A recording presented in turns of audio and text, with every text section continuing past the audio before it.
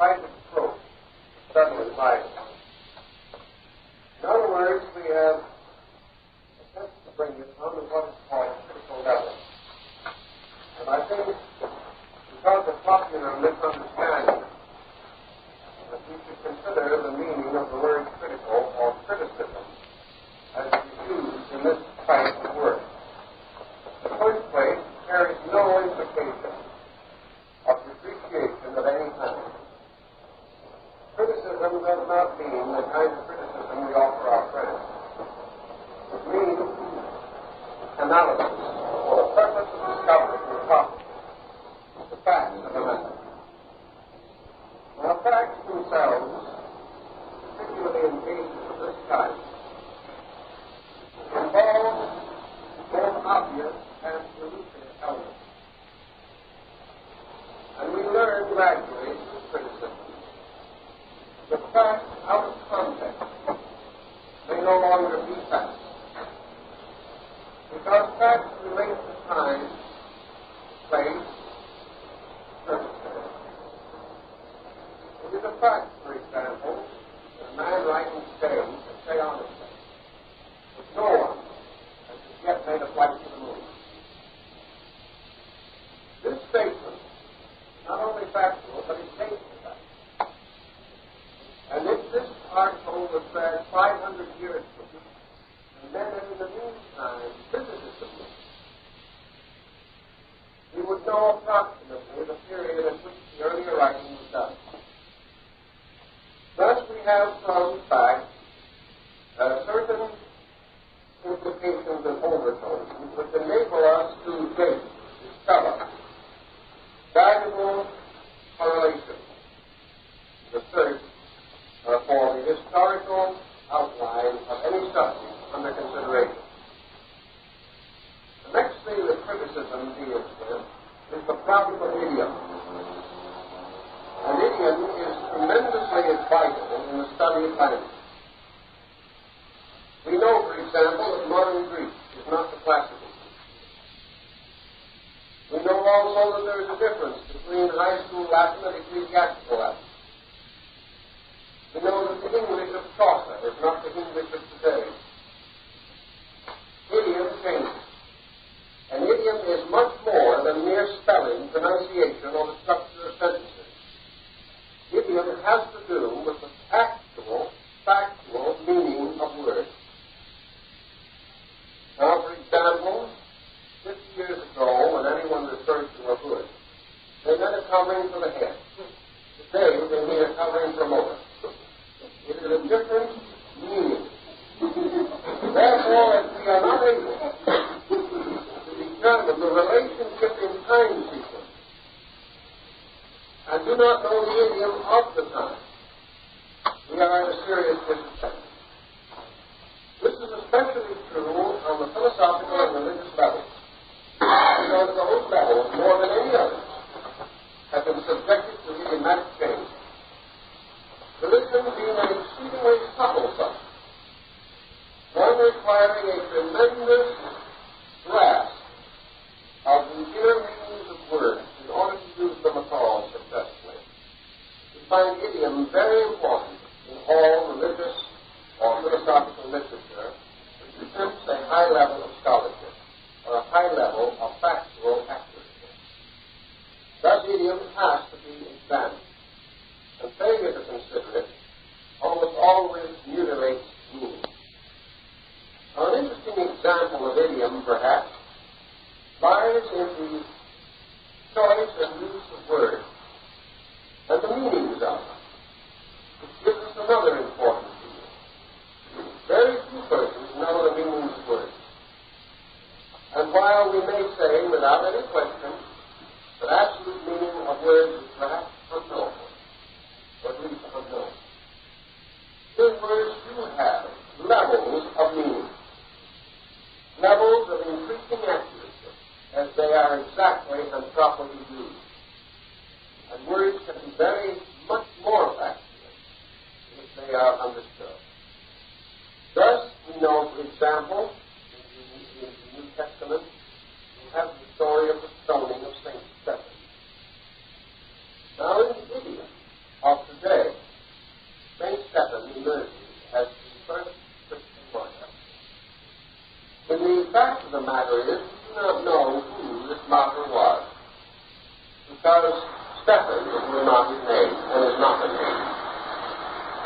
Stephen or Stephanos is a title given, or was given in the idiom of that time, to a man who had won the games, who had been awarded a wreath to wear upon his brow as a sign of victory. This was a Stephani. And we have a reason to believe that the martyr's crown was derived from this term, and that Stephani is a term of title and not a person's name. We've had the same trouble in the Old Testament with Melchizedek, because Melchizedek, actually in the idiom of that time, was Melchizedek, which meant a priest of Zedek, and was not a man's name. These problems of idiom can go on for a long time. Now, many will say it means nothing anyway. If this is cutting hairs, you fine. Actually, it means a great deal more than we think. Because this lightning flash of idiom may strike anywhere, may strike an odd and unusual term, which we might never find important. But it might also strike a very relevant and vital term, about which we could want to know with some exactly the meaning of that term. So criticism embraces each problem. It embraces also the problems of the relationship of works containing historical information to the historical framework appropriate to those works. Most scriptural writings do contain a degree of history. They do refer to places and persons and things. Therefore, the critical historian, the critical biblical scholar, is concerned with the relationship of these internal quotations or statements to the profane history of that time, and the bearing of these internal records upon the problem of authorship. Because authorship is often revealed or denied by mistakes on the historical record. These mistakes must indicate lack of familiarity with the facts. Now, in the connection of the problem of the evening, in connection with the New Testament, there are certain things that we know and a great many things we do not know. Those things that we do know, in order to be advanced to that term which we call knowledge, or to a factual level, must have been discovered as a result of procedure in which adequate proof was not only available but was used. A thing is not known because someone believes it to be true. A thing is not known because someone has affirmed it to be true. A thing to pass into the critical level of knowledge in biblical scholarship must be a matter upon which there is no reasonable doubt left. In other words, the testimonies of the interrelated witnesses have so strengthened a case by their mutual support that it is almost impossible to deny the fact without denying the validity of dozens, hundreds, or even thousands of reputable witnesses.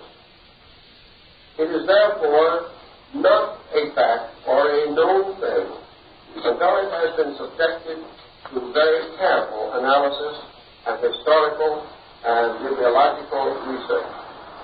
So when we say some things are known, I will try to explain as we go along what I mean by the fact that they are known, rather than that they are thought, believed, hoped for. And while we do accept without question that there is a tremendous lacuna in this entire subject, a great deal that is not known, still 600 million human beings read the Christian Bible. Among such a group, there are bound to be many who want to know what is knowable about the book to which they have given their allegiance. I'm not speaking now of its content from the standpoint of inspirational or revelational basis, but about the book itself, about the work that was done in the preparation of it, its history, its present to us, and the positions and vicissitudes through which it has passed. Those persons interested in the book are also concerned with these facts, because they later realized that these facts have a strong bearing upon their faith, upon what they believe, and why they believe it. So with that background, we will take up one or two of the points that we can cover in the length of time that we have. These New Testament writings are divided into three essential groups. The first of these are known or called the apocryphal writings. The second, the canonical writings. And the third, the so-called uncanonical writings. Now, these three groups have existed together for a very long time. The canonical writings are those which are now contained within the New Testament. The canon was established at the Council of Nicaea in the year A.D. 325. The so-called apocryphal writings are those which existed at the time but were for one reason or another rejected by the Council of Nicaea. The so-called uncertain or uncanonical writings include a collection of works of similar spirit, similar type, similar essential content, which have been added to the religious literature of the world between the 4th and the 12th centuries of the Christian era. These so-called uncanonical writings include a great many of the religious works of remote peoples who gradually came under Christian influences, or were the products of schismatic groups within the early church, or in turn, in groups that became variously associated directly or indirectly with the descent of the church, as the Gnostics, the Manichaeans, and other so-called borderline groups. The uncanonical writings include such works as the Pistis of the Gnosis, the Proevangelium of the Pseudo-Matthew, and similar types of material. These works, nearly all of them concerned with parts of the New Testament story. Many of them contain material presumably spoken by Jesus on various occasions, but not accepted in the canon. Now, in addition to these three general groups, there is a fourth, which we will mention only in passing, but it deserves a lot more thought by sincere individuals. That fourth group is called the Logia. Now, the Logia consists of books, religious writings, which have no definition or boundary, and are known to exist only through quotations from them found in some other works. Now, in the Logia of the New Testament, if we take under consideration the Ante-Nicene Fathers, or those leaders of the religious descent of Christianity, who flourished between the 1st century A.D. and the Council of Nicaea, 325 AD, we find approximately 30 or 40 books, presumably Gospels, quoted and named by them, and not one of them known to exist. Therefore, the only evidence that we have of these books is in these quotations, which are found in the writings of others. In some instances, these writings can be fitted together to give us considerable outline of a lost or missing book. In other cases, we are not so fortunate and can only perhaps rescue a sentence. Thus, we have a considerable body of literature involved in our problem. One point that is factually established is that the Ante-Nicene Fathers, writing from the time of Paul to the the Council of Nicaea in 325 A.D. do not mention by name any of the Gospels of the New Testament. Now this is very important. They wrote extensively. They were a learned group. They quoted from 20 or 30 books that are not known to exist, but they did not quote from the ones that did survive. And it is a perfectly simple matter to prove that, because the complete library of the Ante-Nicene Fathers is available. Now, this means one of two or three things, and causes the critical scholars of the subject to come to the conclusion that that class of work, which we call apocrypha, are older than the canon. In other words, books that were rejected were the ones that were quoted by these early fathers. We know also that at the Council of Nicaea, the rejected books were destroyed, which is probably one of the reasons why we do not have them available today. This statement is generally true, but there is an exception to it.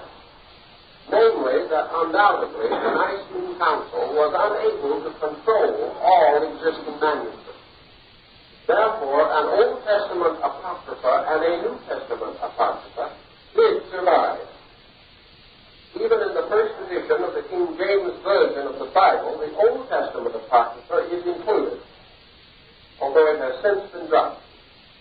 One of the famous books of this apocrypha, you will all remember, is the Maccabees. The New Testament apocrypha was dropped at an earlier date, but some old Bibles do contain part of the apocryphal material. But we should remember that 3, 4, 5, or 6 apocryphal books have survived, but at least 40 are known to have existed. Therefore, apparently, the others either did not survive or have not yet come to light. Now, we have a very definite critical problem in the fact that the Ante-Nicene Fathers used an entirely different background for quotational material from what we use. Why this was true, the demands required little thought. And it could be that this thought would be worthwhile. It would be meaningful.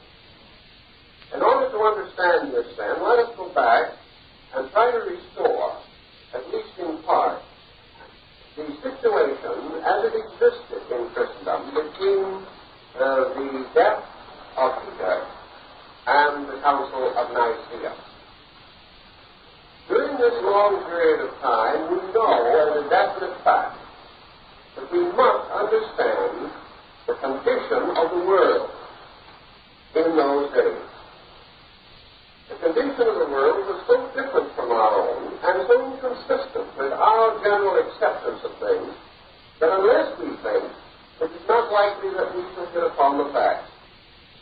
In the first place, that part of the world, the mass strata of society, in those days, we remember, the world consisted of about 99% of slaves and 1% of free men.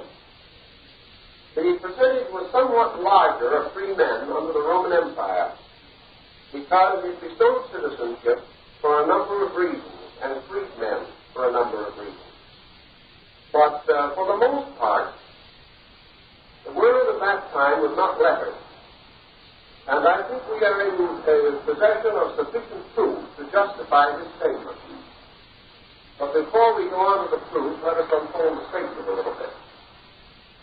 Just as we learned before that copies of the Torah, or the Old Jewish Law, were very few prior to the time of Jeremiah, and that therefore the descent of the religious traditions was vulnerable of destruction. A few manuscripts could be destroyed, and an irreparable loss could result. In the period under the rise of the early Christian community, we know from the area in which it flourished and the circumstances of the various writers, historians, and contemporaries, that the average gentleman, the average man of wealth and influence was illiterate. We know, for example, that 1,000 years later in Europe, the King of France could not write his name. We know that as late as the 14th century, a noble family prided itself upon illiteracy and hired scribes to do their writing. A gentleman would not admit that he could read or write. It was simply a disgrace. Now, this was in Europe only 600 or 700 years ago. And it wasn't until Charlemagne, king of the Franks, set the style of literacy that there was any effort to create the great Carolingian system of monastery schools, which later developed into the colleges of today. We know from the actual records of monasteries that in the 8th and 9th century, the majority of monks were illiterate. Therefore, the great need for the miracle play, which was a pictorial representation of religious life, and the illumination of manuscripts so that things could be taught by pictures. Many learned only orally from their instructors, and the condition of the written language in Europe was deplorable at that time. In fact, it was almost impossible. When Luther, much later, saw one copy of his own Bible, which he himself had translated and had printed, he could not himself read the printed version of his own Bible because of the practice of contractions and because of the utterly corrupt condition of the language. There is no language, for instance, more difficult today than what we call bastard Latin, with no profanity intended. This is a term properly given to a form of Latin, which is the ruination of the best Latin scholar of today. He simply cannot read it. So even much later, these things were true. And the condition of the world at the time under which we are examining things was such that the average person was illiterate. The exception would be some important government leader, a priest of one of the important religions, a few illustrious citizens, a senator, a general, or something of that nature, may be tradition. But the majority of the people did not read or write. Therefore, the development of a literature in what was then a minority sect, a sect which was not drawn, for the most part, from the higher levels of society, but drawn from the great proletariat of that day. The percentage of literate persons in such a group would be exceedingly small. We have records of some of the things that happened. We know, for instance, that Paul was literate.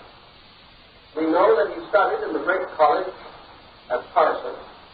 We know that he not only spoke Jewish and studied philosophy in the Academy of Helios, but that he also, because he spoke Greek, was appointed as the apostle to Athens.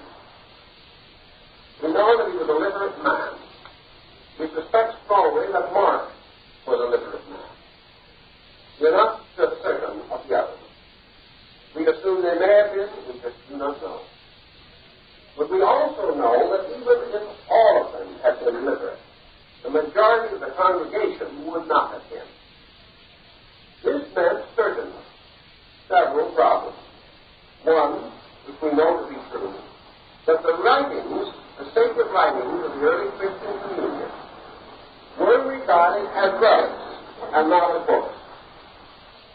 Their early travelers reporting their visits to the small churches, the major minor, were on some occasions taken into the church and shown a manuscript roll of some of Paul's letters or of one of the smaller gospel writings, probably the Apocrypha, magnificently stored away, rolled in silk and perhaps in a golden box. When asked what the manuscript contained, the priest replied he did not know because there was no one in the community who could read it. The manuscript was sacred as an object of respect and veneration, but not as an object to be read. There were at that time also travelers who wandered into these communities, and there are cases where the community summoned its entire congregation because a stranger had come into the area who could read and write. Therefore, they gathered the church, brought out the manuscript, and asked the stranger to read it to them, because they did not have any way of reading it for themselves. This may give us two rather important things to think about. The first is that these manuscripts certainly were not common. They are known not to have been common. Very few existed. The second thing that they tell us is that these manuscripts were not broadly circulated, even those that did exist. And there was not a great deal of reading of them. They were held as something wonderful and something fine, but not as something to be daily used. Again, we may understand why the beginning of the Christian Bible was in Athens, because it was after Paul had preached to the Athenians that for the first time the Christian doctrine reached a cultivated, literate people. And of course, as we know, all of the earliest manuscripts of the New Testament are in Greek. And therefore, that it was in Greek levels of scholarship, or among Grecian scholars, that all of the important early manuscripts were prepared. They were not prepared in the language of Syrian, although some little later Syriac manuscripts are known to exist. This lack of available manuscripts may well account for the fact that more have not been found. And if, as has been suggested, most of those who came to the Council of Nicaea brought these manuscripts with them, having been ordered to do so by Constantine and his secretary Eusebius. They brought their manuscripts to this great council, bringing the book or the scroll or the roll that had been so long in their altar and treasured as a great and wonderful thing. After the canon was concluded, after the canonical books were decided upon, we know from the records of the council that the others were destroyed. And this probably explains why they could be destroyed. There not being many of them. And also why there were so few records of the biblical manuscripts prior to the Council of Nicaea. This, perhaps, is not exhaustive of the situation, but we do have some facts. We know, first of all, that the manuscripts did exist. We know, secondly, from contemporary authorities that these manuscripts were not alike, but were much more numerous and different from any that we have today. We also know from contemporary authorities that very few copies of them were known. We know that the congregations could not read them. We know they were brought to the Council of Nicaea. We know that the canon was created, and we know that the others were burned. We know one other thing that gives considerable strength to our point, namely that out of the over 300 bishops and delegates who attended the Council of Nicaea, only Constantine and Eusebius could read and write. Particular point is made of that both in Roman history and in ecclesiastical history. Eusebius, who was the secretary and who kept the record, his own writings have survived, including the complete record of the Council of Nicaea. And Eusebius states without equivocation that he and the emperor were the only two persons present who could read and write. So that we see that the older doctrine, concept, and belief that these manuscripts were held primarily as relics is well justified when as late as 325 AD, the heads of the Western and Eastern churches together were illiterate. You must remember that this would not have conflicted with ritual in that time, because the Mass and all the elaborate rituals we know did not exist at that time.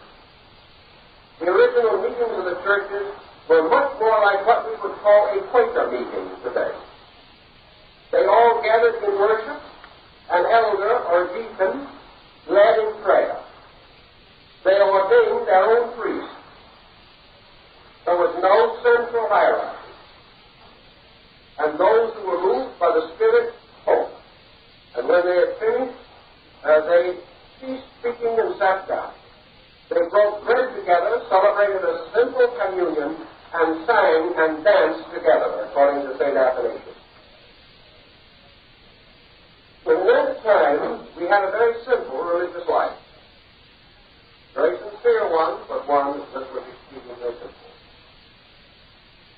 All of these elements put together tell us what we know to be true, or rather they explain, to a degree at least, what we know to be true. Namely, that there was no record of an integrated religious literature prior to the Council of Nicaea. That about 325 A.D., the rudiments and basic elements of what we call the New Testament came into existence. Prior to that time, a number of manuscripts, now called logia, or mentioned only in other manuscripts, refer to a group of material known as the words of our Lord Jesus. This word has not survived to our knowledge, but it is used in capitalized and special form, indicating that it was the title of a work. Of the unknown writings, it is the most frequently referred to, and apparently there existed at some early time a more or less complete record of the words of Jesus. This is not, however, the same as we find in the Gospels, because when quoted, the quotations used are not even similar to those in the four Gospels. Therefore, it is a different word. It may have contained what is in the four Gospels, but it certainly contains certain other things also. Now, the history of the New Testament literature, as we know today, relates primarily to a series of sources which we can trace, with the exception of a few fragments of papyrus, so fragmentary that they are practically illegible, or perhaps contain only a verse or two, usually of the Pauline writings. There are no existing manuscripts known to exist of any New Testament work prior to the Nicene Council. After the Nicene Council, between the year 325 and 370, three great manuscripts came into existence. These are the manuscripts that are today the root and source of all our New Testament knowledge. One is the Miscellaneous, which was written in the middle of the 4th century, about 350. Another is the Vaticanus, written in the same century. And the third is the Alexandrinus, written in the next century, in the 5th century. Critical analysis of the Miscellaneous and the Vaticanus indicate that the same scribes worked on both of them. These manuscripts are therefore today regarded as the most valuable and most important of all the New Testament writings. For all practical purposes, they form the bedrock. There is no way of going back of them or going under them, other than what, as I've said, is the logia or the surviving apocrypha. With the exception of fragments, there is no other source or foundation that can go earlier that we know today. Others may exist, but they simply have never turned to light. And there is no authentic reference or record of any other great existence. These two contain both the Old and the New Testament. Neither is complete. But the Miscellaneous has almost all pages present. This was discovered in a monastery on the side of Mount Sinai by Dr. Miscellaneous in the beginning of the last century. He was a Russian scholar who, having visited this monastery, observed one day a number of the monks taking out old gum to burn as waste paper and waste material. He went out and looked at some of the leaves, a few of which had already been burned. Recognizing the very early form of the Greek script, and realizing that undoubtedly these manuscripts were important, he begged the caretaker or the abbot of the monastery not to burn these manuscripts, but to permit him to take them. The abbot, realizing that something was unusual, did not wish to let go of the manuscripts, even though he would have previously been glad to burn them. However, Dr. Miscellaneous made arrangement with the Tsar of Russia, within whose area this monastery was located, and in due course of time, the Patriarch of Constantinople made arrangements to have the manuscripts loaned to the Tsar of Russia. Dr. Miscellaneous then made a facsimile reproduction under the patronage of Tsar Alexander, and the manuscript was preserved for the world. It remained in Russia until the time after World War I, with the rise of the communist regime, when it was sold to the British government for a very large sum of money and is now in the British Museum. This is probably the earliest manuscript of the New Testament. It dates approximately the same as the Vaticanus, but might be 5 or 10 years earlier. It is again a very critical point where manuscripts are that close together. But even then, there are peculiarities of style and idiom which can assist in the discovery of the exact date, or if not the exact date, the priority of one over the other.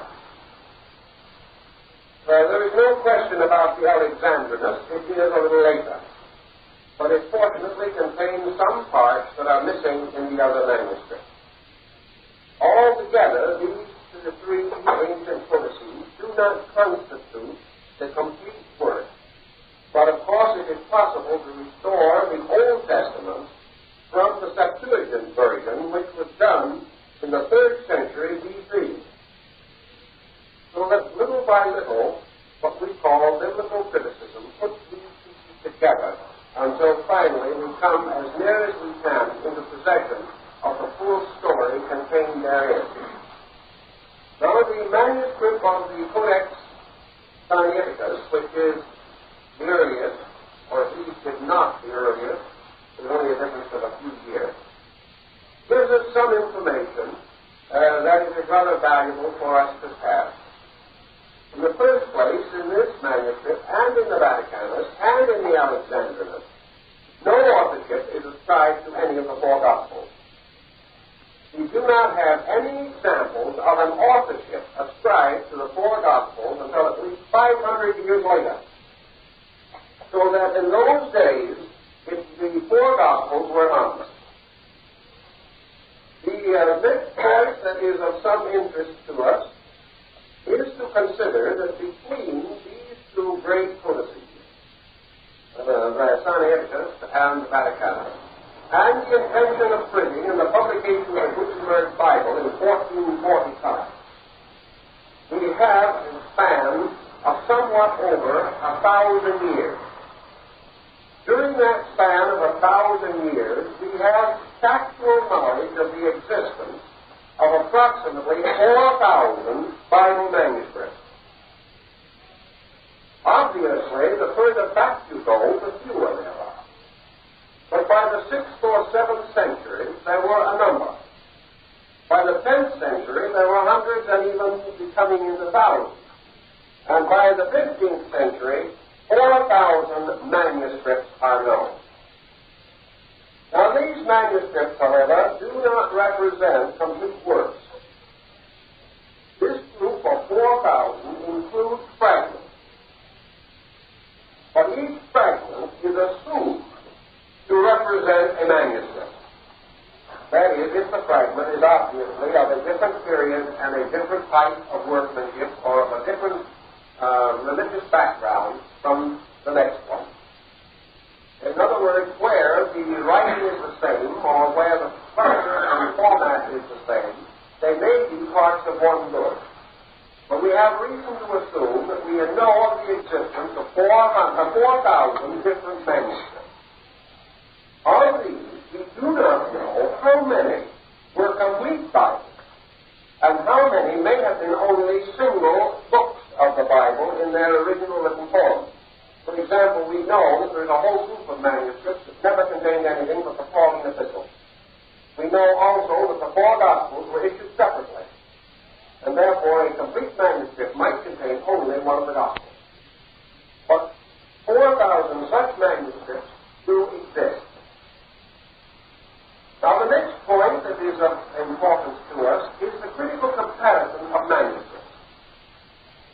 The critical comparison is for the purpose of discovering, if possible, the original text.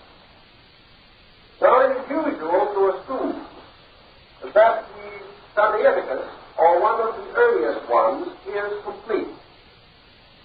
This is not entirely true, however, because even the copyists of those first manuscripts appear to have had access to other materials. And we find in the descent of these manuscripts 2 lines of modification coming in. This is no longer theoretical because biblical scholarship has 4,000 manuscripts and fragments to work with. It therefore has several hundred examples of one chapter of one gospel, separated perhaps by 1,000 years, or covering that length of time in the transcription of the verses and chapters, page by page, century by century. This work has been critically and accurately done. And we find 2 things. We find what are called accidental changes, or incidental variations. And we find what are termed intentional changes and intentional variations. Now, your intentional or your accidental changes and variations are due to several causes.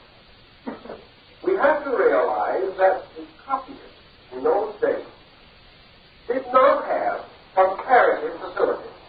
A man copying a manuscript could not check 5 or 10 or 20 manuscripts to determine the accuracy of the copy he was working with. He had the only one in the area. Therefore, he was unable to determine whether his copy, the one he was working from, represented a very accurate copy or not a very accurate copy.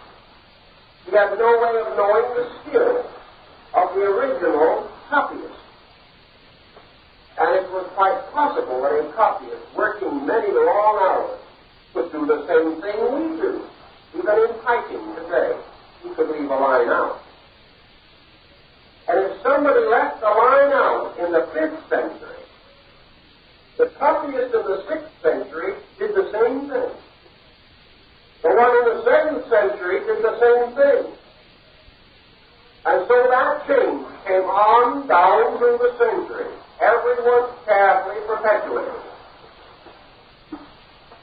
Now we find, for instance, in the Codex Sinaiticus, that the scribe occasionally annotated the margins of his manuscript.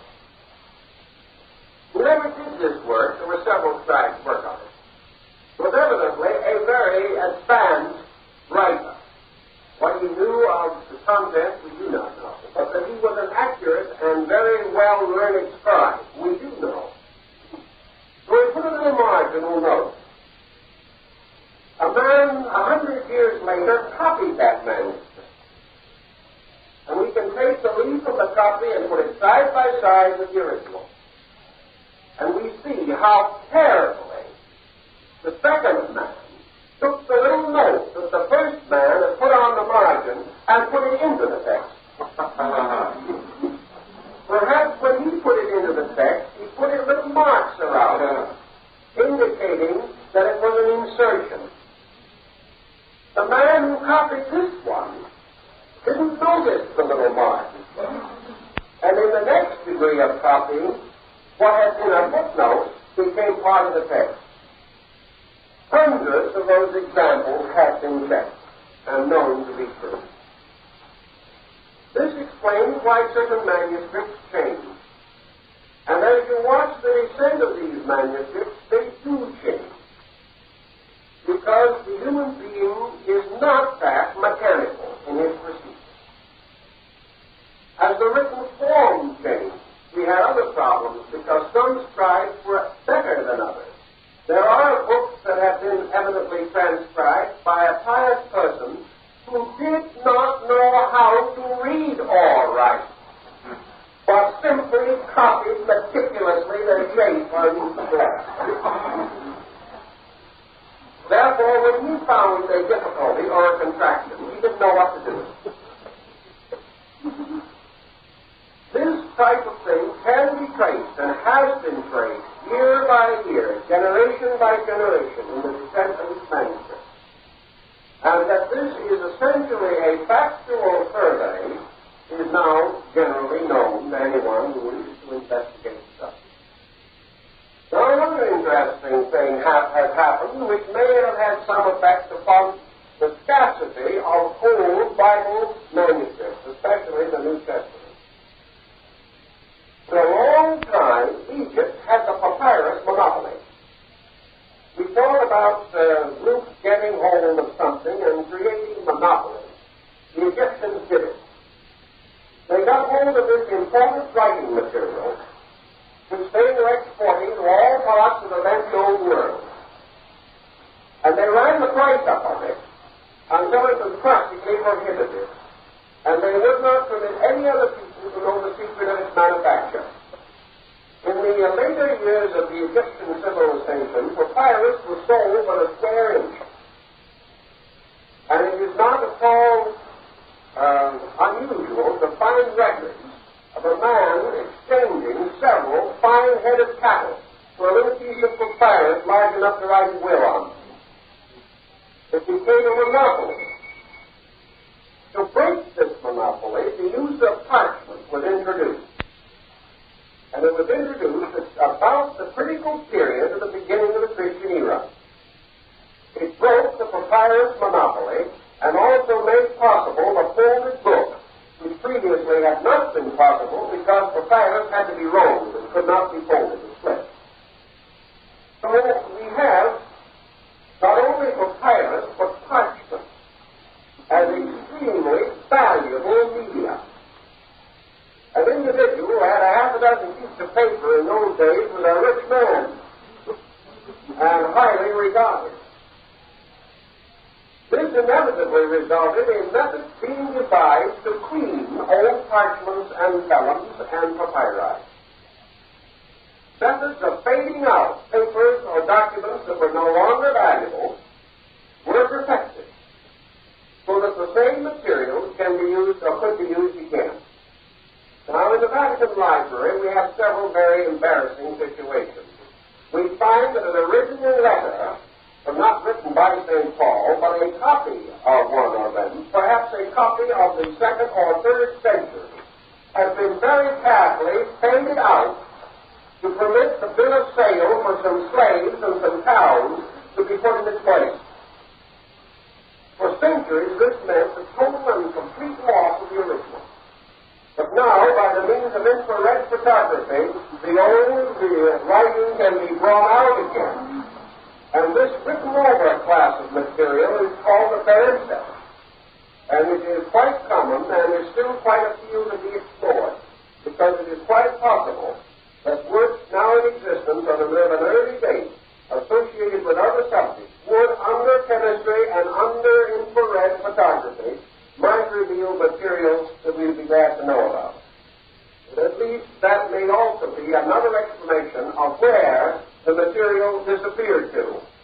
It was simply overwritten for other purposes because of the extreme scarcity and value of the original writing material. The material was more valuable than the content. Now, for just a point of interest in connection with this, to show you a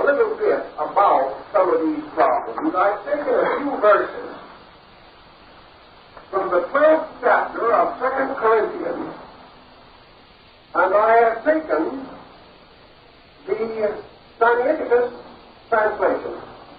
In other words, for you to see how near and how far these verses are from the verses in the middle half of the 4th century.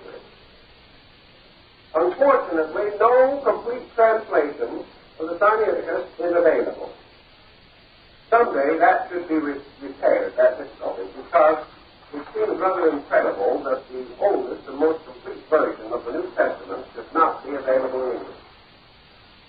But you will see two things which are exactly what we want you to see. One is that the King James Version is remarkably like the Sinaiticus. But that in the course of what is here, about 150 words, there are about 60 word changes. Yet these word changes do not in every case vary the meaning. But now, just for our own amazement, we'll compare these two versions. It is not expedient for me, doubtless to glory. I will come to visions and revelations of the Lord. I knew a man in Christ about 14 years ago, whether in the body I cannot tell, or whether out of the body I cannot tell. God knows. Such an one caught up to the third heaven. So this is the King James Version. Then this is what it says in the Sinaiticus. It is not expedient, indeed, to glory, but I will come to visions and revelations of the Lord.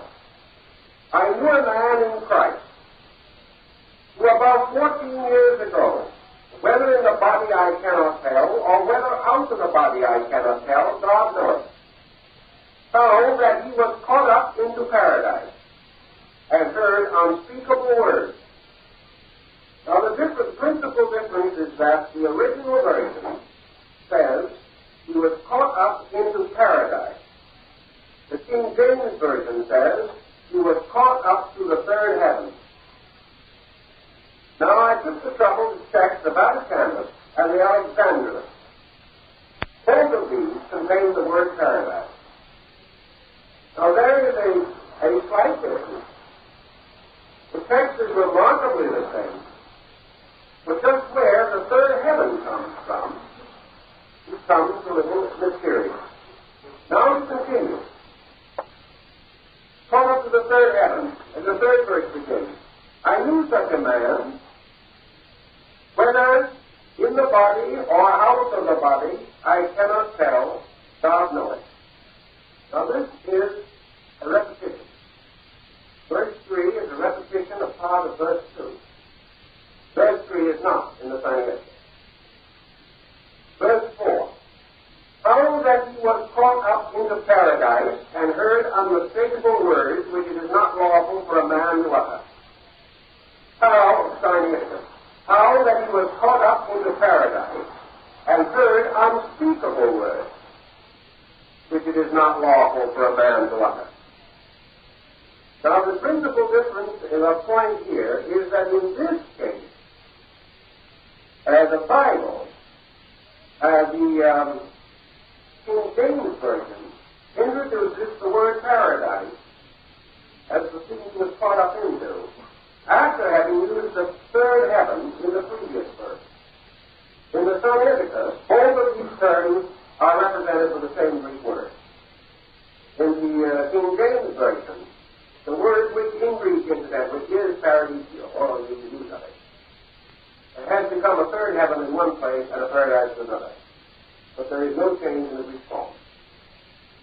Then we go on in the King James.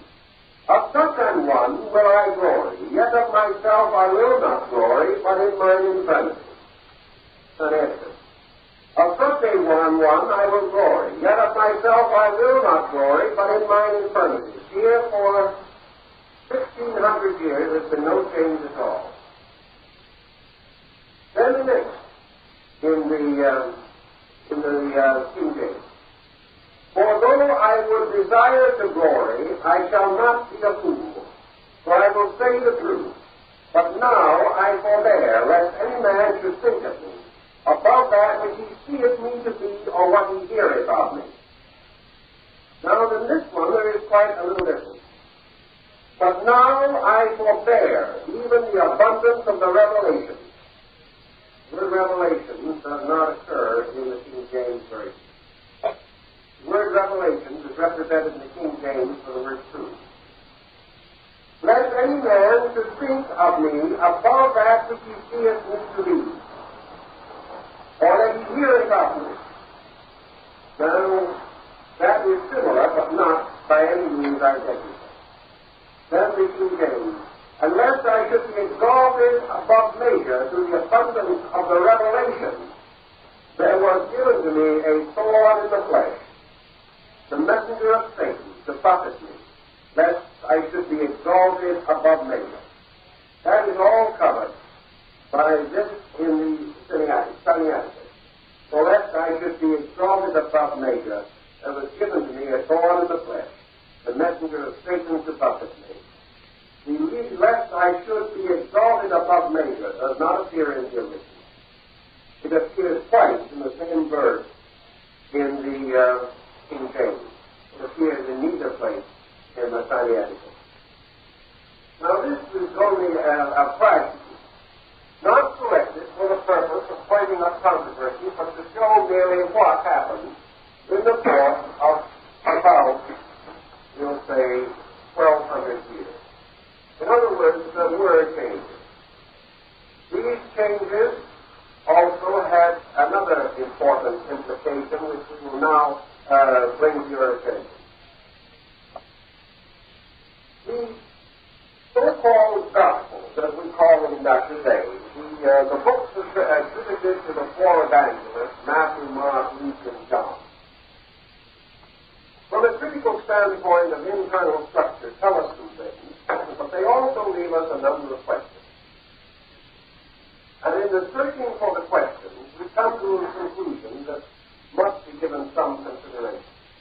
Remember, we have no history of these books whatsoever prior to their inclusion in the Sinaitic Codex after the Council of Nicaea. Therefore, we have 300 years of darkness, even at the very beginning of the Christian era. During these 300 years, we observe the Gospels according to Matthew, Mark, Luke, and John, as we call them today. And we observe that they have passed through certain differences. These differences point out one of two things. First, according to our popular canon or belief, these four works were all written by apostles or disciples of Jesus. Therefore, that these books should not agree on many very definite objective points leads to a certain amount of concern. Why do they not agree? We have from the study of the Bible manuscripts and from the existing fragments come gradually to the realization that probably originally the most complete and the most consistent in its internal structure of the four Gospels is the book of Mark. Now, Mark has passed through two definite periods. We know this from early quotations from Mark. There's what is called the early Mark and the late Mark. By early and late, I mean still a situation that was concluded and finished before the 5th century. But there were two versions of Mark. The shorter version probably belonged to one group and the longer version to another. Here is how the situation appeared. Apparently, there was originally one book of the four Gospels. We have been trying to put the books together for the best part of 20 centuries. And what actually seems to have occurred is that the book was taken apart in the first place. Now, this was not done by any malice or any evil intent, but it is very possible that we are dealing with the logia, or the mysterious book of the words of Jesus Christ. This book, which will only exist, mentioned, but mentioned many times by reputable writers, by saints and scholars and priests of the ante-Nicene period. But this book may have had a kind of general circulation, and it was sent at various times to certain centers of the Christian communion in Asia Minor and North Africa. Here it remains. Perhaps it was turned in at the time of the Nicene Council and destroyed. If so, a few persons remembered it, and remembered the circumstances and the general structure of it. And what appear to be the books of Matthew, Mark, and Luke, and perhaps even John, are one book that had been placed in 4 widely different localities and left there for several hundred years. From what we can learn, Mark went to the book of Mark, not the Apostles. Mark, the book of Mark, went to Rome. And the entire development of the gospel according to Mark developed in Rome. The book of Matthew went to Antioch and belongs to one of the 7 churches which are in Asia. The book of John is the same book that went to Ephesus and remained there for several centuries. In the course of these several centuries, there were important schismatic divisions within the church. The Eastern Church broke away. It is possible that the manuscripts were lost or destroyed at the Nicene Council. And then the various people went home, and in the course of time, from memory or from whatever sources were available, perhaps other manuscripts, they recopied these works, each time making certain variations due to and perfectly consistent with the troubles they were having on the political level, that is, religious politics. Well, these churches were divided from each other on certain doctrines. For example, the Church of Ephesus was the great mystic church of early Christendom. The reason being that Ephesus was a melting pot, the converging of all the caravan routes. And Ephesus has been said to be very much like the cauldron of the witch's brew of Macbeth. Everything got there, mingled and boiled and fumed together. Ephesus was a great center of transcendentalism. It was the center of the worship of the great goddess Diana, mother of mysteries. It was the crossroads of the east and west. It was the caravan route which brought news from Egypt, Chaldea, Babylon, Persia, and other distant places.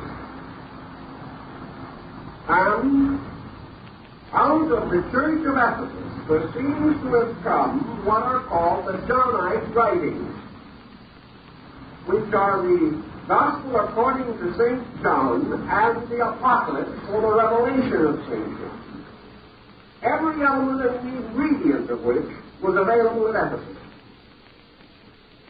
Now the Roman work, which was very essentially and definitely the work of the Gospel of Mark, remained stamped throughout its structure with the peculiar historical accuracy, the details, the familiarity with such knowledge as would be essential to a country that was colonizing and had colonized Syria. The Gospel of Mark carries the orderly development almost of Roman law. Matthew has the contact apparently with Antioch, and its very reactionary attitude toward Rome and toward the rise of this new sect among the Syrian people. It is therefore from the available manuscript descent rather possible, we don't say anything dogmatic about it, but rather possible that we are dealing, obviously, with the descent of one word through several centuries. We have many parallel examples to show that this situation could be the explanation. Because in the interval, for instance, between the 4th and the 7th century in Europe, the manuscripts of the New Testament found in the Sinaiticus and the Vaticanus went through equally important modifications.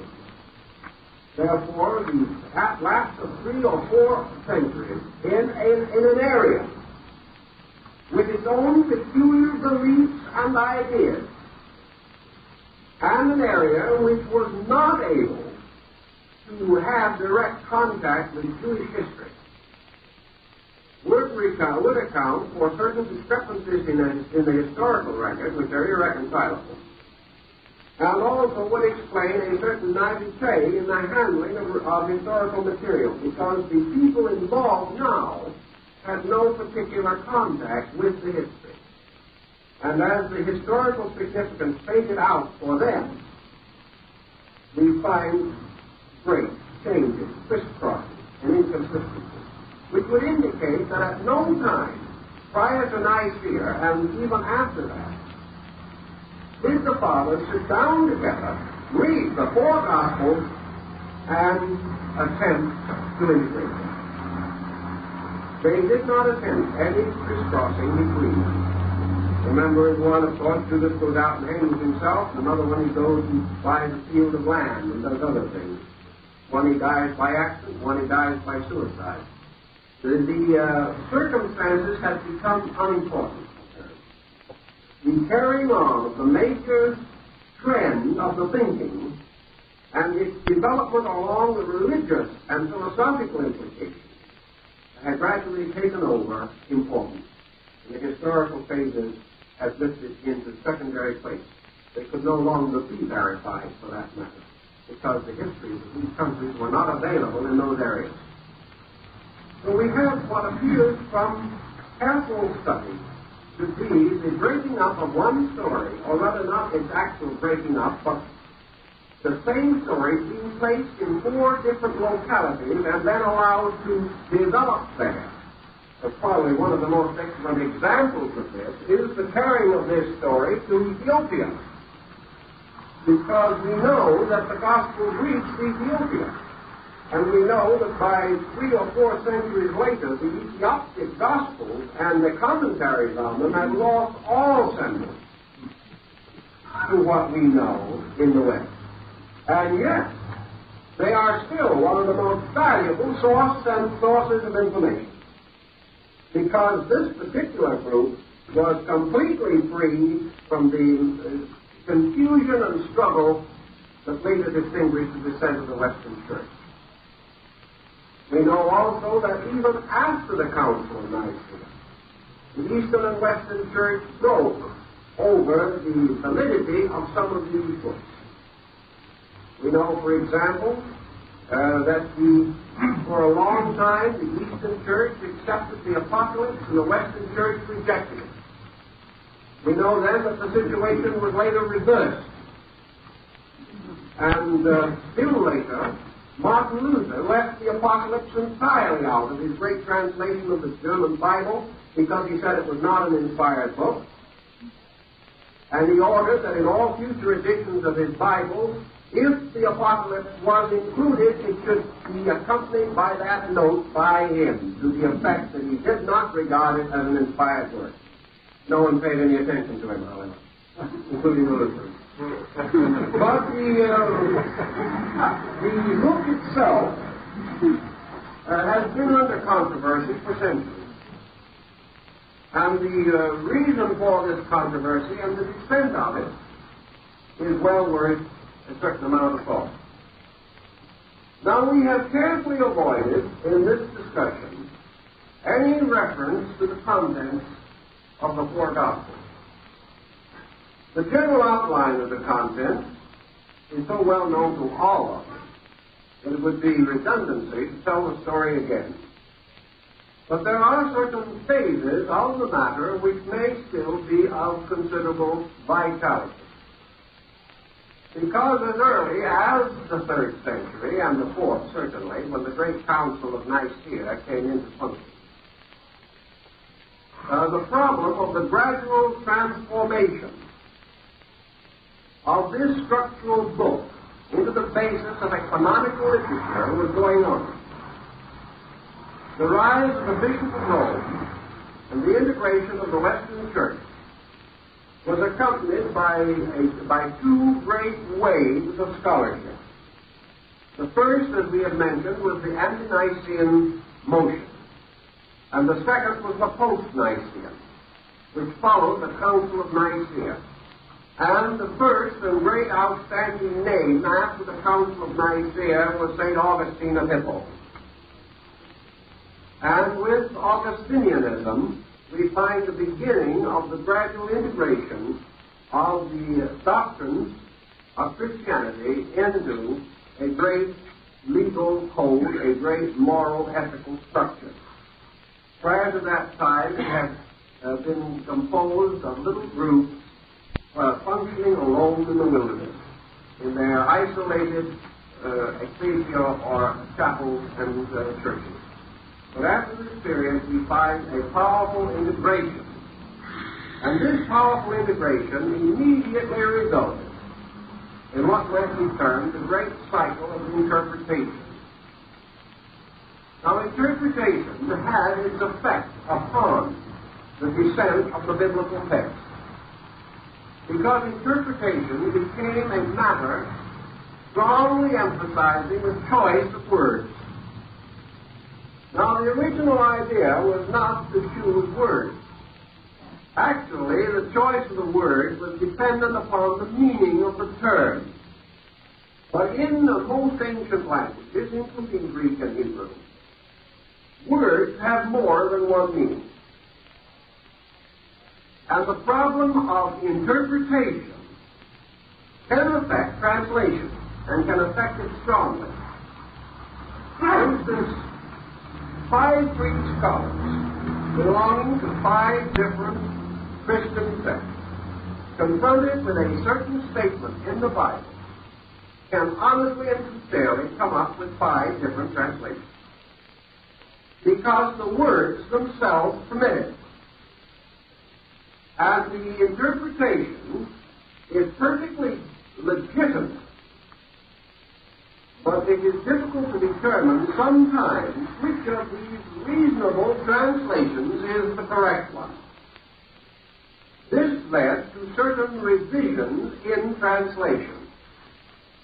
Now, we know that the New Testament began, perhaps, in Syriac, or at least parts of it, but we haven't had it. Nor do we actually know with certainty very much except fragments, some few ancient fragment relics, but we don't have anything of a consecutive nature. So that actually our New Testament begins in Greek. We do not know at this time how to evaluate that Greek. We do not know how close it was to the unknown original, because that unknown original has not survived. Therefore, we must accept the Greek. We can do nothing else. We know no other approach to it. We can go no further, unless the gods are gracious enough to bestow further manuscript recovery.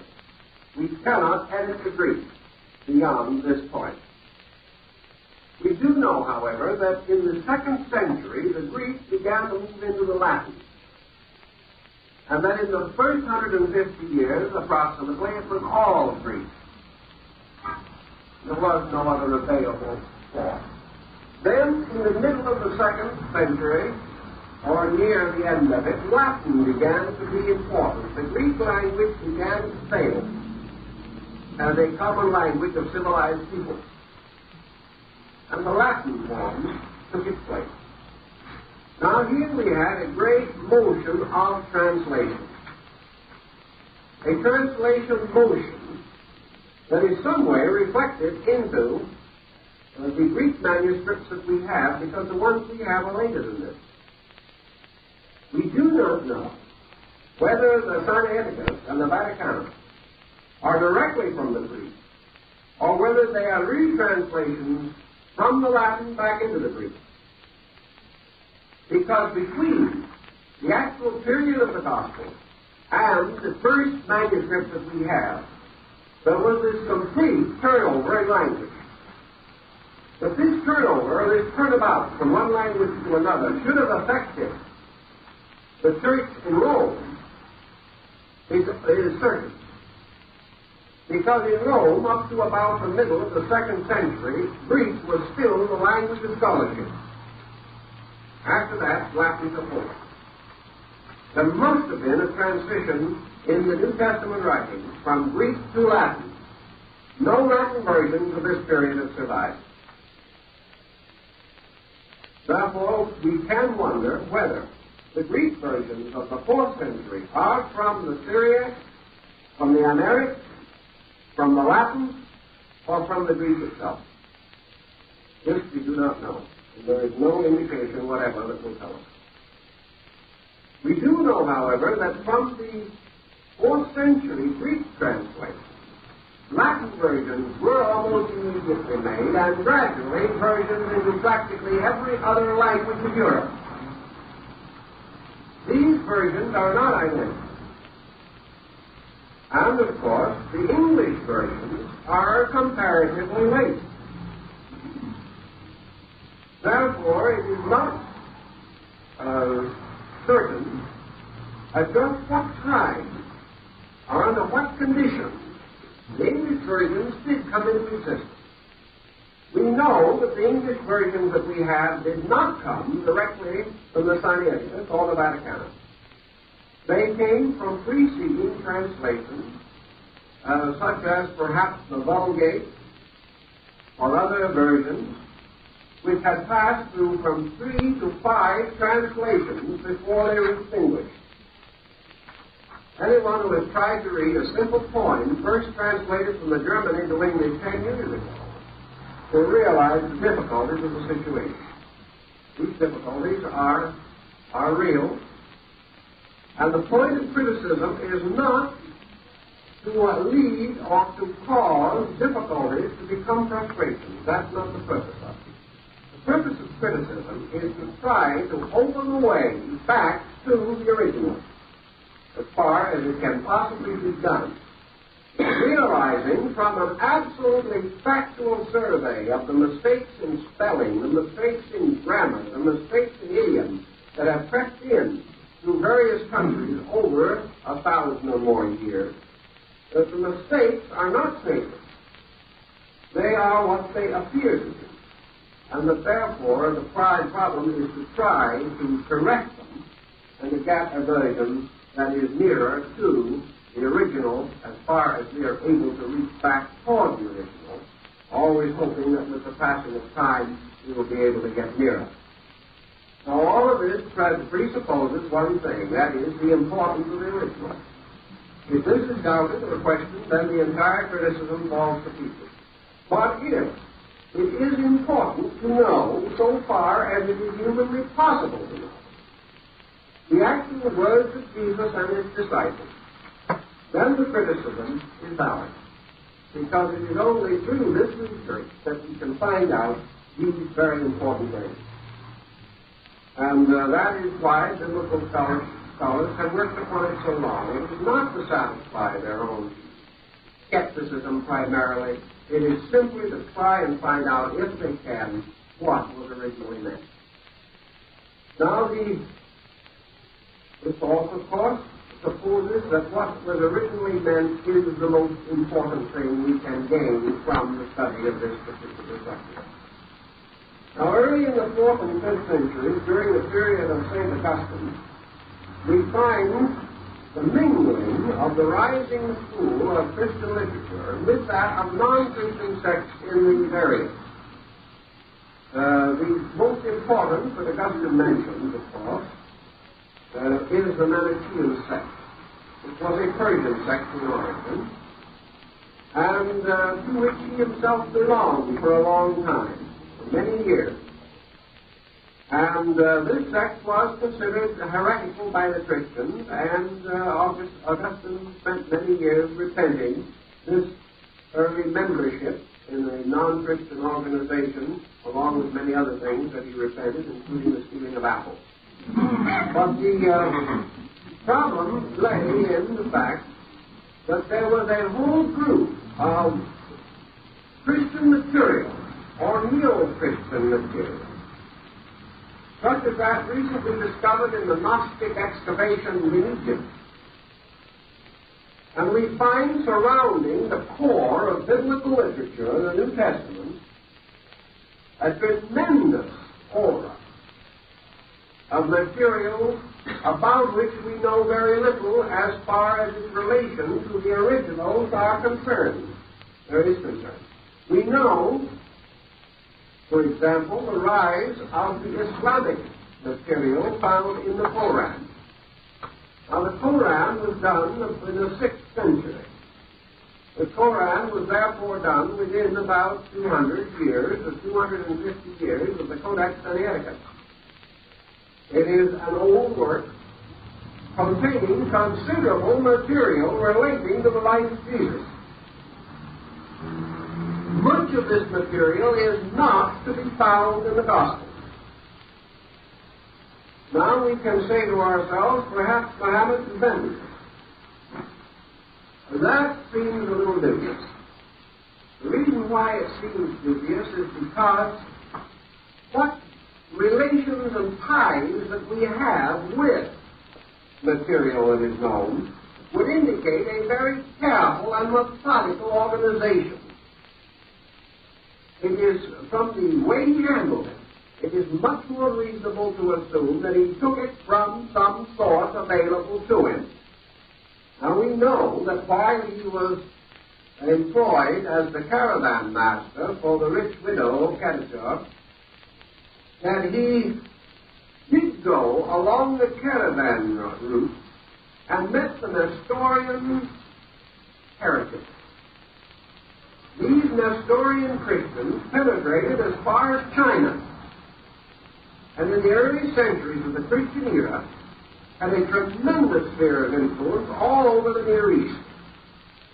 They had their own books, not canonical, not accepted, but still books which perhaps they had saved from the burning of Nicaea and had taken with them into the desert. And these books did contain accounts of the life of Jesus, the miracles of Jesus, and the logia, or statements, sections of material in his own words which are not in the Gospel. It is very probable that Muhammad secured his material from the Nestorians because he is known to have studied with them. And the type of material which he used is the type which gave to the Nestorians their reputation for heresy. Now, at the same time, we find the rising Gnostic sect in Egypt. And the recent discoveries push back the books of the sages and the book of the Vista Sophia considerably earlier than had previously been supposed. And we have books devoted almost exclusively to the words of Jesus, not one line of which is in the canon, and which certainly date back to the 5th or 6th century. Here we have in the Vista Sophia the discourses of Jesus to Mary of Magdala. Very elaborate and very important, dealing with phases of his doctrine not covered by any of the existing works that are in the canon.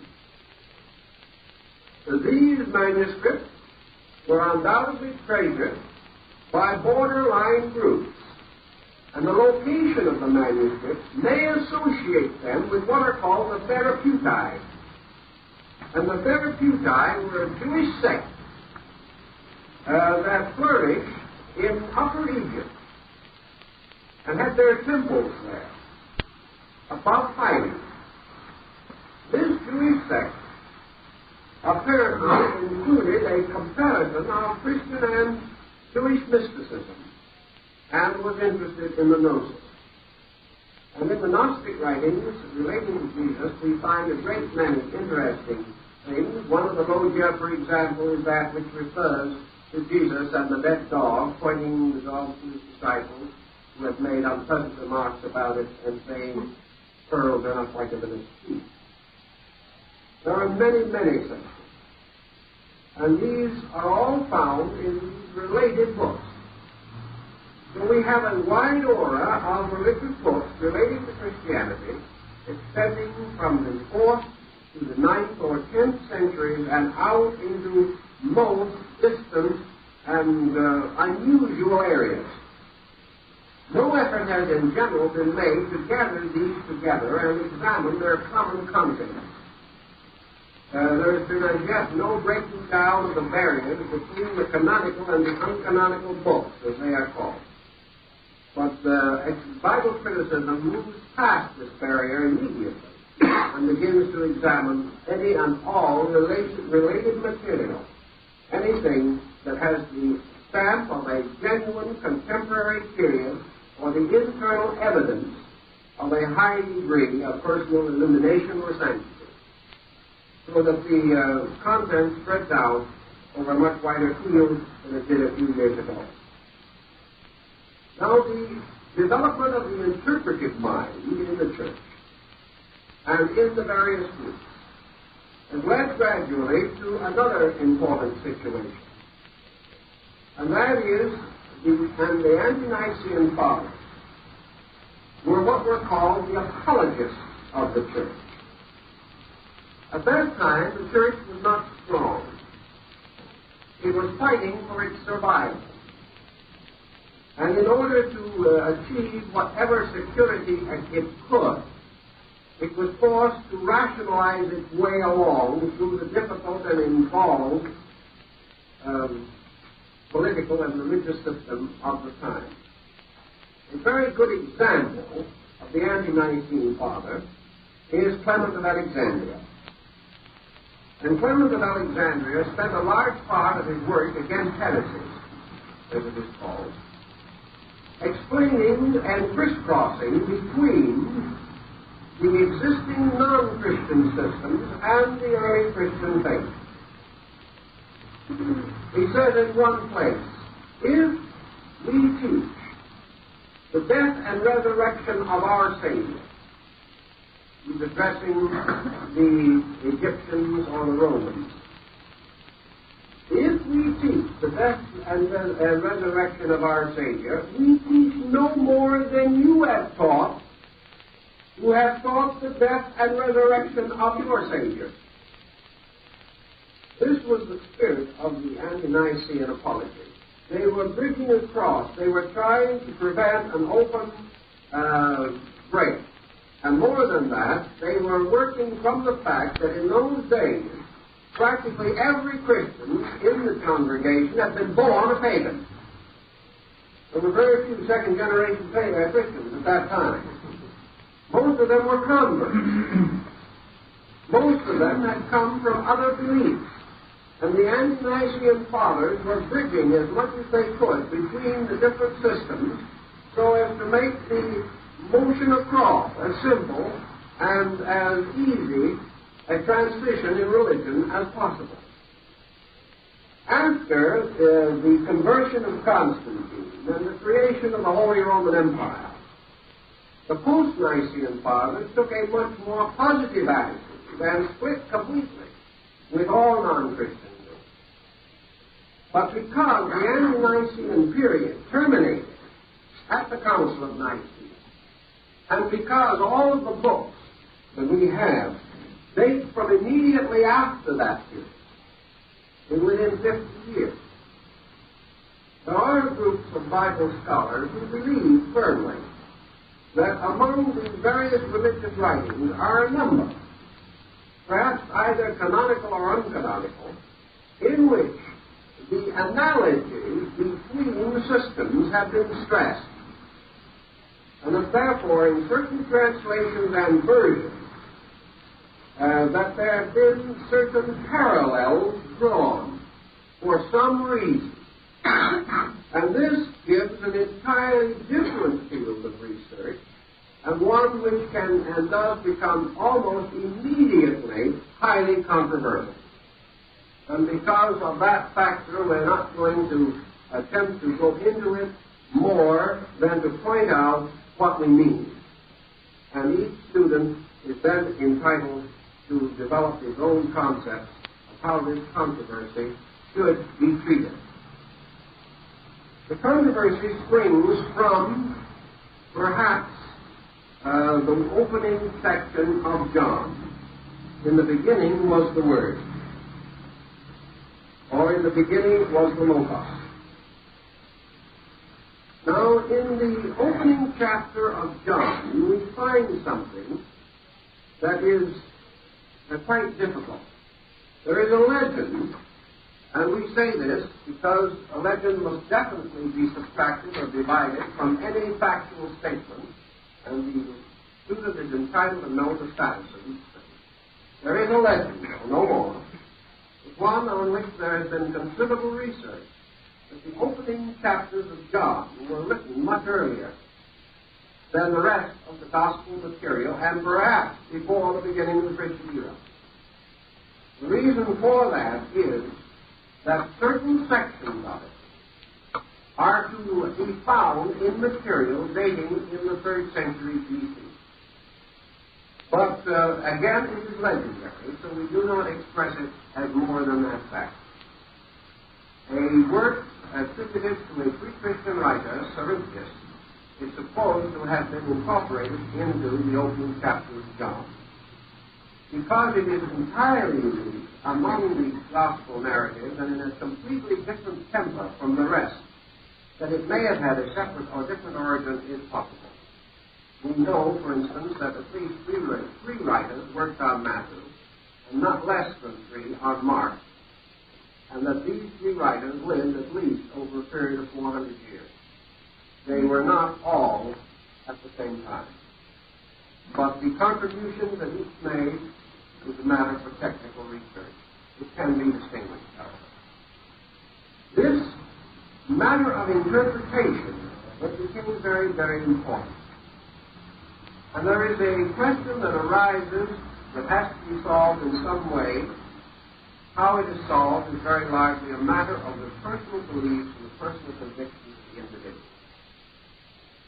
One group will solve it very simply by taking the attitude that with God all things are possible. Therefore, that there is no problem. Others will take it more on the grounds that there is a problem due to obvious dependencies upon obviously physical things. This is a matter, again, of choice. But we know, for example, that for some reason, and for purposes that obviously seem to be significant, the story contained within the 4 Gospels, when reduced to its essential elements, and when brought down to a pattern, is a story which contains, to say the least, highly symbolic elements.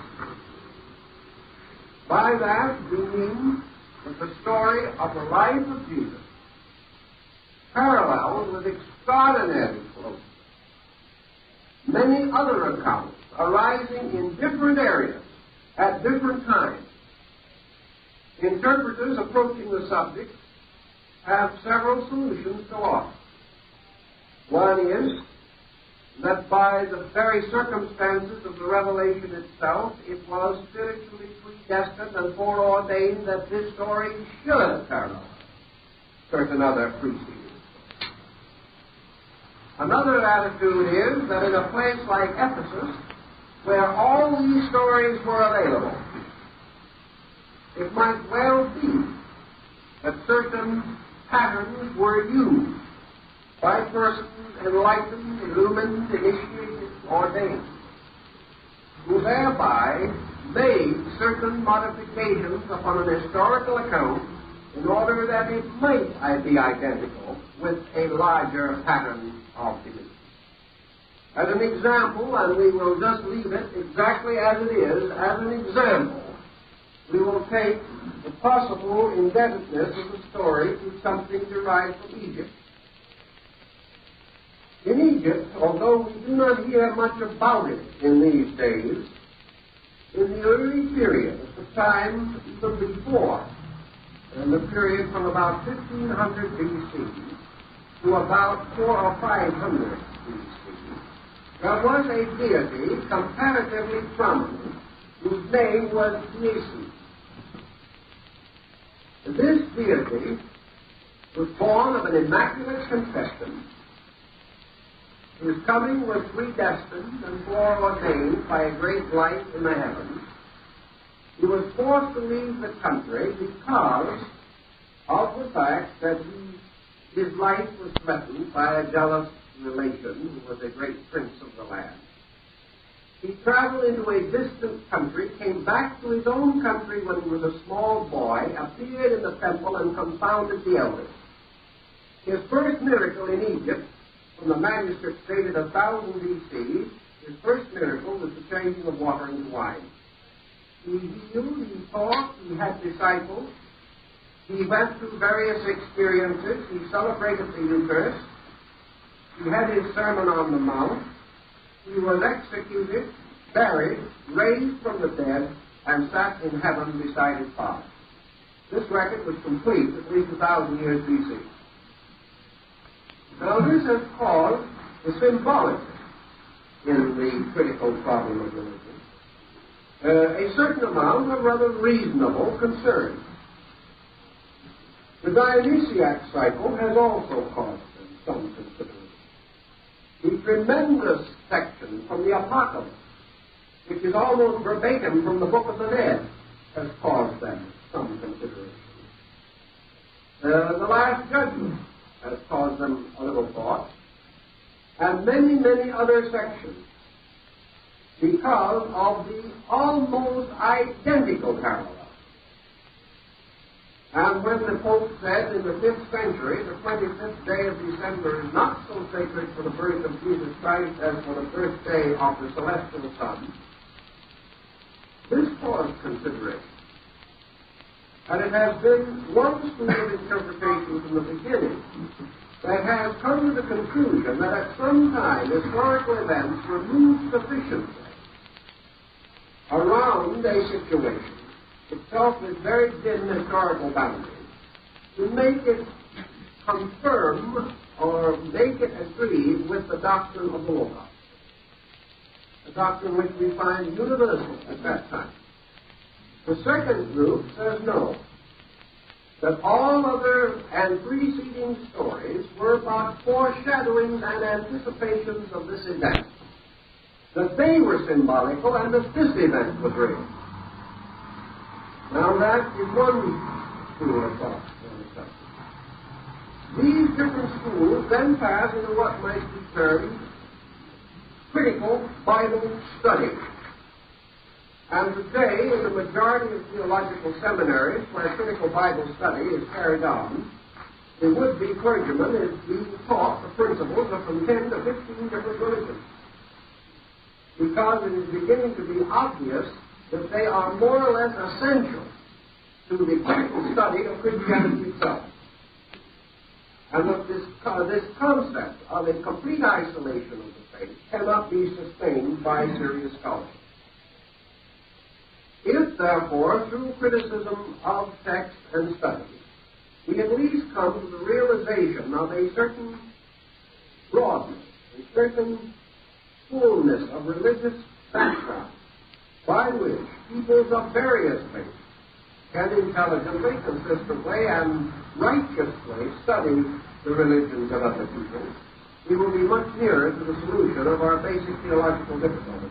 And one of the great causes for the corruption of texts during the Dark Ages was the fact that nobody knew enough about anything to correct or clarify the situation.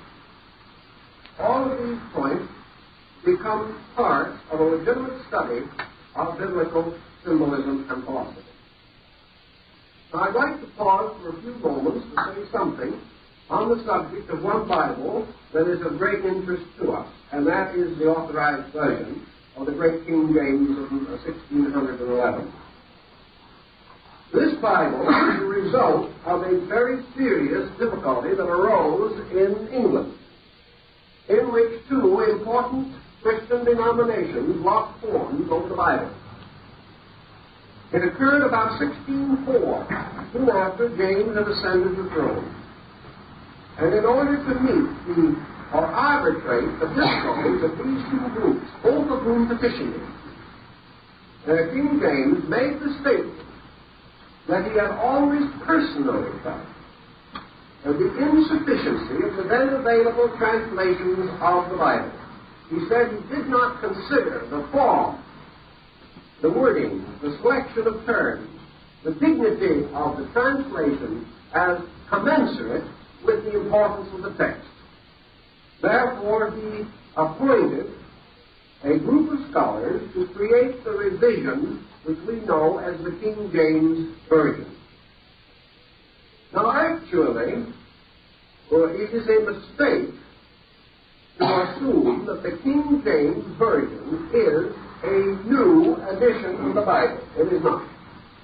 The King James Bible is a revision of the Bishop's Bible, the one which immediately preceded it. And in probably half of the text, there is not a word changed between the Bishop's Bible of 1580 and the King James of 1611. There have been a few modifications and changes. But King James himself put such a limitation on the procedure that there was very little that could be done.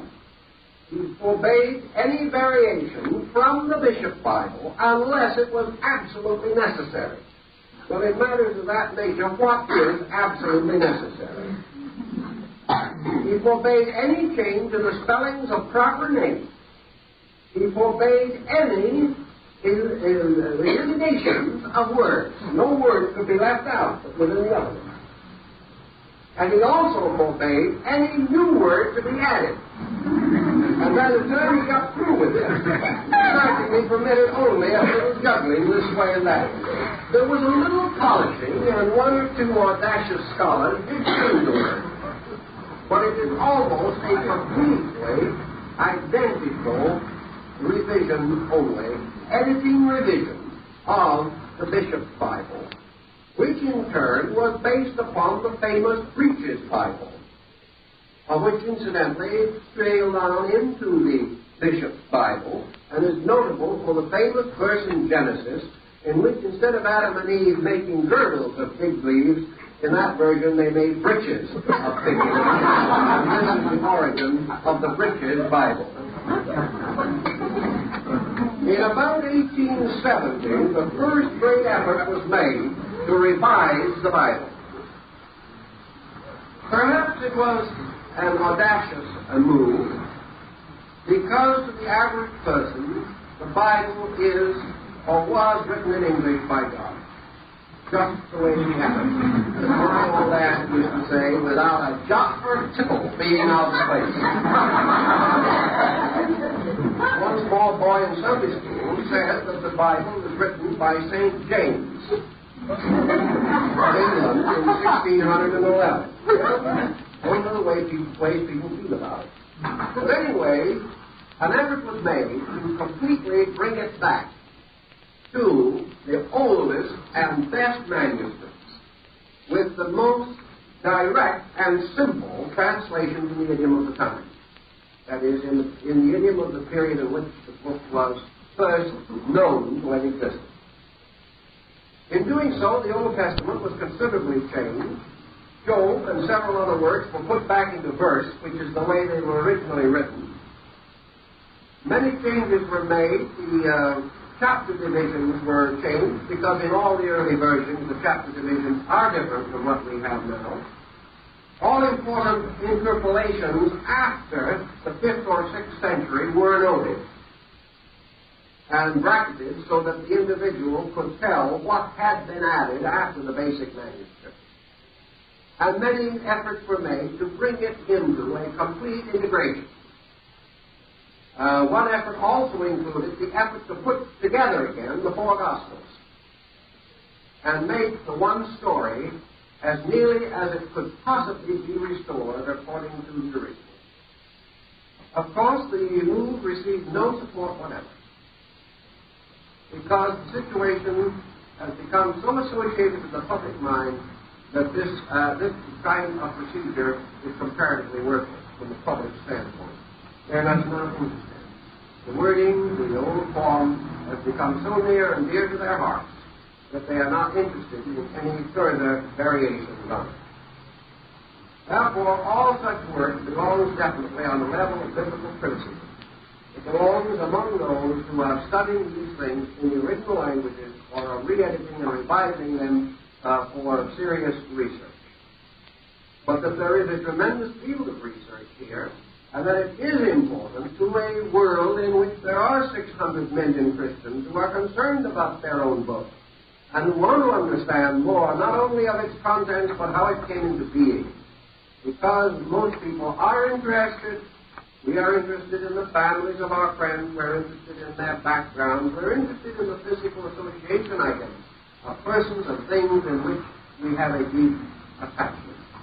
And it is inevitable that a Christian world should want to understand its book, to want to know its content and its source, and if possible, restore any errors, mistakes, or deletions that may have come in.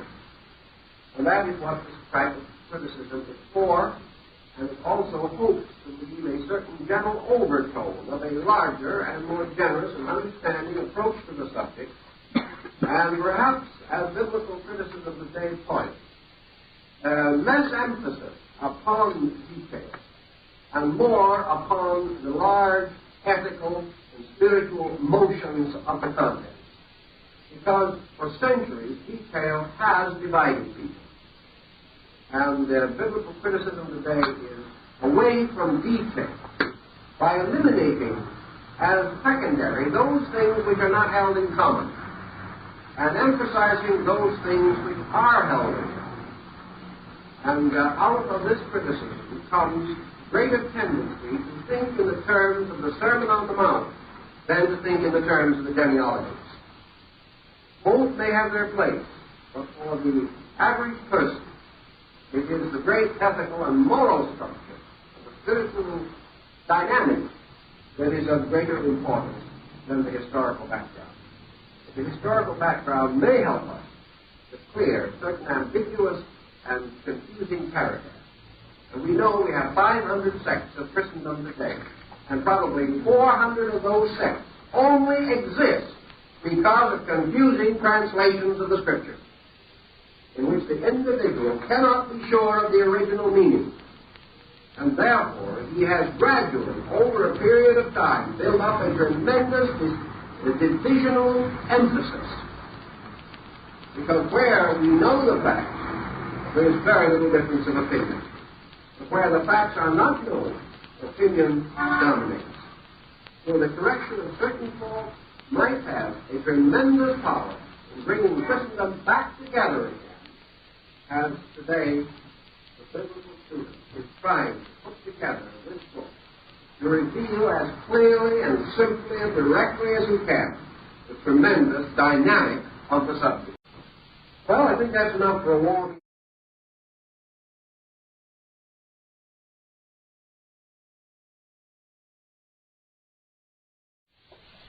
In this series of seminars, we have attempted to bring a somewhat different and private approach to studying the Bible. In other words, we have attempted to bring it on to what is called a critical level. And I think because of popular misunderstanding, that we should consider the meaning of the word critical or criticism as used in this type of work. In the first place, it carries no implication of depreciation of any kind. Criticism does not mean the kind of criticism we offer ourselves.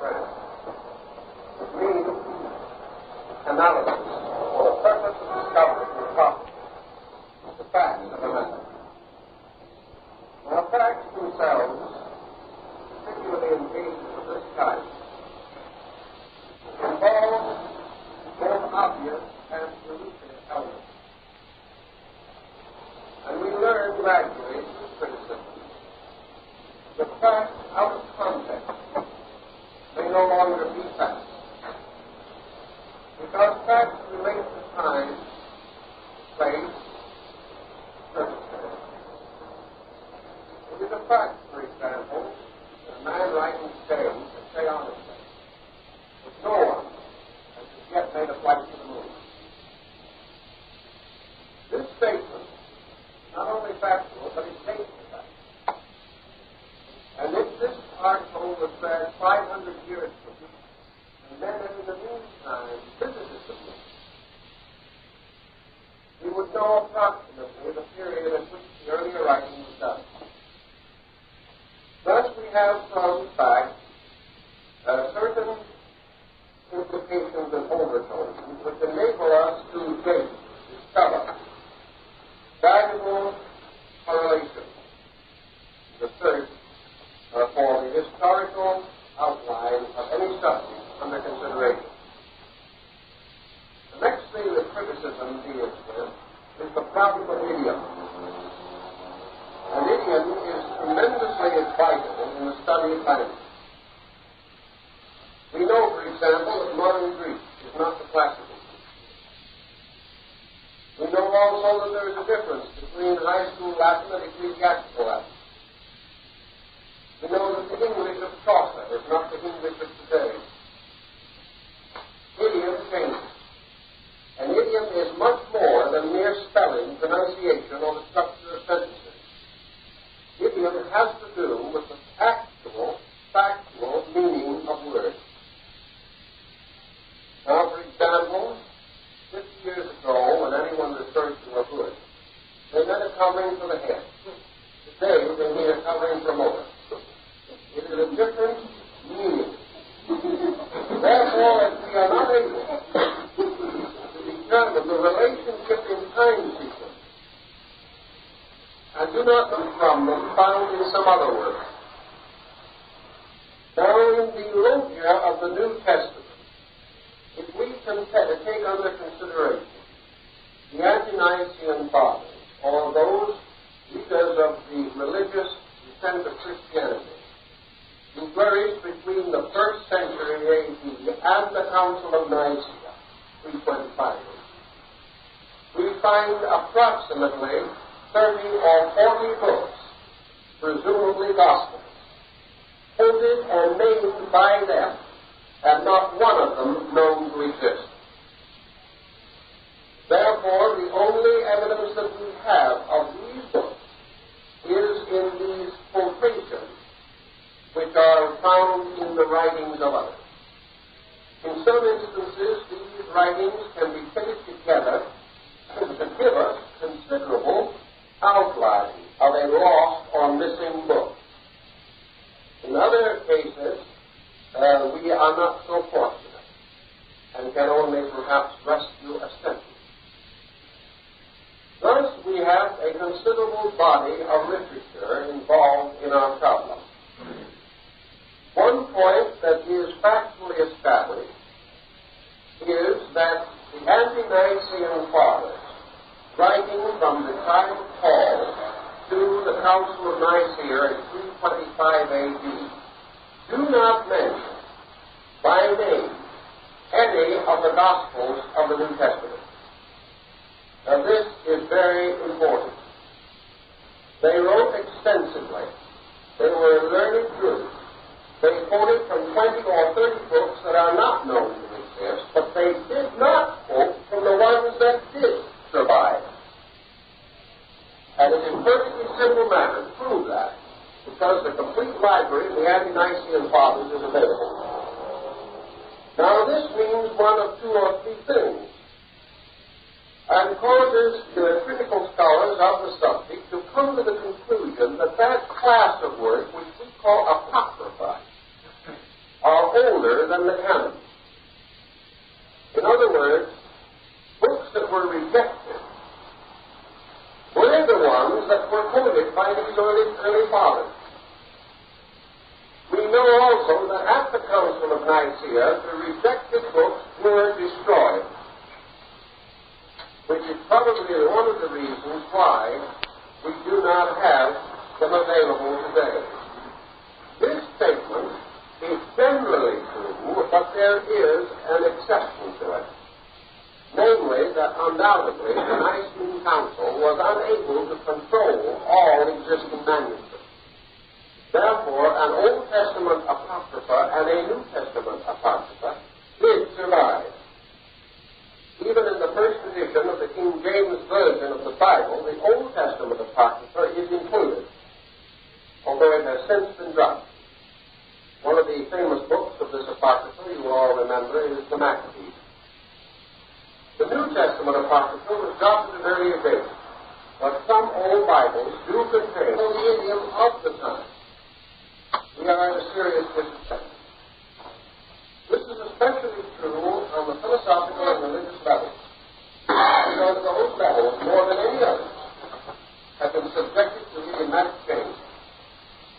Religion being an exceedingly subtle subject, one requiring a tremendous grasp of the inner meanings of words in order to use them at all successfully.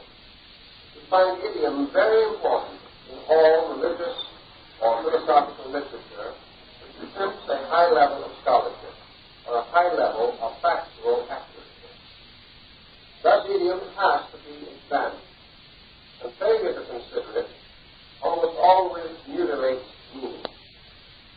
Now, an interesting example of idiom, perhaps, lies in the choice and use of words and the meanings of them, which gives us another important feature. Very few persons know the meanings of words. And while we may say, without any question, that absolute meaning of words is perhaps unknown, or at least unknown, still words do have levels of meaning, levels of increasing accuracy, as they are exactly and properly used. And words can be very much more accurate if they are understood. Thus, we know, for example, in the New Testament, we have the story of the stoning of St. Stephen.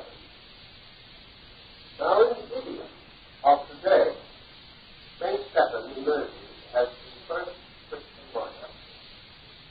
When the fact of the matter is, we do not know who this martyr was, because Stephen was not his name, and is not a name. Stephen or Stephanos is a title given, or was given in the idiom of that time, to a man who had won the games, who had been awarded a wreath to wear upon his brow as a sign of victory. This was a Stephanos. And we have a reason to believe that the martyr's crown was derived from this term, and that Stephani is a term of title and not a person's name. We've had the same trouble in the Old Testament with Melchizedek, because Melchizedek, actually in the idiom of that time, was Melchizedek, which meant a priest of Zedek, and was not a man's name. These problems of idiom can go on for a long time. Now, many will say it means nothing anyway. If this is cutting hairs, we fine. Actually, it means a great deal more than we think. Because this lightning flash of idiom may strike anywhere, may strike an odd and unusual term which we might never find important. But it might also strike a very relevant and vital term about which we could want to know with some exactly the meaning of that term. So criticism embraces interested in the book are also concerned with these facts, because they later realize that these facts have a strong bearing upon their faith, upon what they believe, and why they believe it. So with that background, we will take up one or two of the points that we can cover in the length of time that we have. These New Testament writings are divided into three essential groups. The first of these are known or called the apocryphal writings. The second, the canonical writings. And the third, the so-called uncanonical writings. Now, these three groups have existed together for a very long time. The canonical writings are those which are now contained within the New Testament. The canon was established at the Council of Nicaea in the year A.D. 325. These so-called apocryphal writings are those which existed at the time but were for one reason or another rejected by the Council of Nicaea. The so-called uncertain or uncanonical writings include a collection of works of similar spirit, similar type, similar essential content, which have been added to the religious literature of the world between the 4th and the 12th centuries of the Christian era. These so-called uncanonical writings include a great many of the religious works of remote peoples who gradually came under Christian influences, or were the products of schismatic groups within the early church, or in turn, in groups that became variously associated directly or indirectly with the descent of the church, as the Gnostics, the Manichaeans, and other so-called borderline groups. The uncanonical writings include such works as the Pistis of the Gnosis, the Proevangelium of the Pseudo-Matthew, and similar types of material. These works, nearly all of them concerned with part of the New Testament story. Many of them contain material presumably spoken by Jesus on various occasions, but not accepted in the canon. Now, in addition to these three general groups, there is a fourth, which we will mention only in passing, but it deserves a lot more thought by sincere individuals. That fourth group is called the Logia.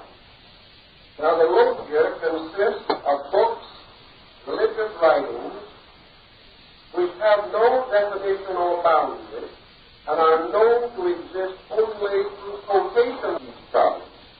It embraces also the problems of the relationship of works containing historical information to the historical framework appropriate to those works. Most scriptural writings do contain a degree of history. They do refer to places and persons and things. Therefore, the critical historian, the critical biblical scholar, is concerned with the relationship of these internal quotations or statements to the profane history of that time, and the bearing of these internal records upon the problem of authorship. Because authorship is often revealed or denied by mistakes on the historical record. These mistakes must indicate lack of familiarity with the facts. Now, in the connection of the problem of the evening, in connection with the New Testament, there are certain things that we know and a great many things we do not know. Those things that we do know, in order to be advanced to that term which we call knowledge, or to a factual level, must have been discovered as a result of procedure in which adequate proof was not only available but reviewed. A thing is not known because someone believes it to be true. A thing is not known because someone has affirmed it to be true. A thing to pass into the critical level of knowledge in biblical scholarship must be a matter upon which there is no reasonable doubt left. In other words, the testimonies of the interrelated witnesses have so strengthened a case by their mutual support that it is almost impossible to deny the fact without denying the validity of dozens, hundreds, or even thousands of reputable witnesses. It is therefore not a fact or a known thing until it has been subjected to very careful analysis and historical and bibliological research. So when we say some things are known, I will try to explain as we go along what I mean by the fact that they are known, rather than that they are thought, believed, hoped for. And while we do accept without question that there is a tremendous lacuna in this entire subject, a great deal that is not known, still 600 million human beings read the Christian Bible. Among such a group, there are bound to be many who want to know what is knowable about the book to which they have given their allegiance. I'm not speaking now of its content from the standpoint of inspirational or revelational basis, but about the book itself, about the work that was done in the preparation of it, its history, its present to us, and the positions and vicissitudes through which it has passed. Most persons